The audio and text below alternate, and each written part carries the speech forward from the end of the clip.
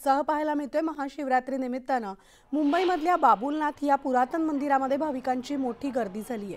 बाबा भोलानाथ यांचं दर्शन घेण्यासाठी भाविक पहाटेपासूनच रांगेत उभे आहेत। पहिल्यांदाच ही रांग पेडर रोड पर्यंत गेलेली असून हजारो भाविक रांगेत उभे राहिलेले पाहायला मिळतात।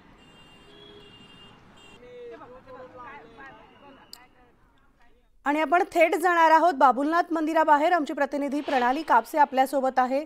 थेट आपण प्रणालीकडे जाऊयात।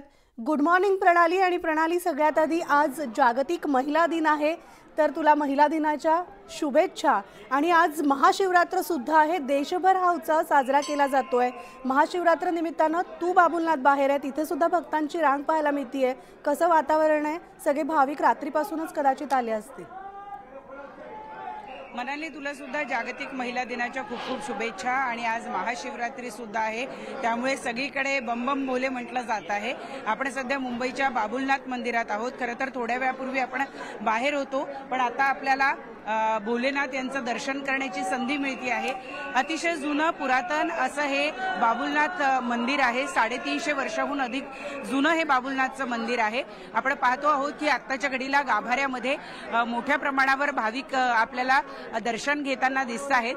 बाबुलनाथचं हे जे मंदिर आहे हे मुंबईतल्या जो मलबार हिल परिसर, मुंबईचा जो मलबार हिल आणि आजूबाजूचा जो परिसर आहे त्याच्या जवळचा हा संपूर्ण भाग आहे।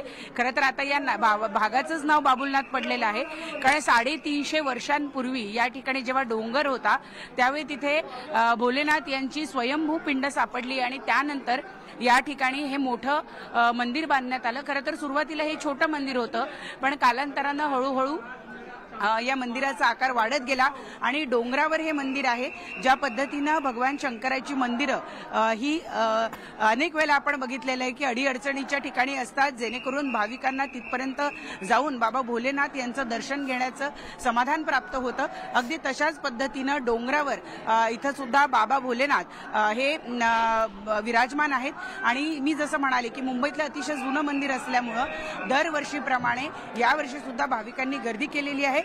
परंतु या वर्षीचं वैशिष्ट्य असं सांगावं लागेल की ही रांग पेडर रोड पर्यंत जाऊन पोहोचलेली आहे। साधारणतः 1-1.5 किलोमीटर एवढी ही रांग आहे आणि त्यामुळे हजारो भक्त जे आहेत ते आज रांगेमध्ये लागले। अगदी पहाटेपासूनची ही परिस्थिती आहे आणि मोठ्या प्रमाणावर आज या ठिकाणी आपण पाहतो आहोत की बाबा भोलेनाथ यांचं दर्शन घेण्यासाठी मुंबईकर मोठ्या संख्येनं या ठिकाणी एकवटलेले पाहायला मिळत आहेत। अगदी बरोबर। मुंबईमधल्या बाबुलनाथ मंदिरातून तिथला सगळा परिसराचा आढावा दिला आमची प्रतिनिधी प्रणाली कापसेनं। प्रणाली, धन्यवाद या सविस्तर माहितीसाठी।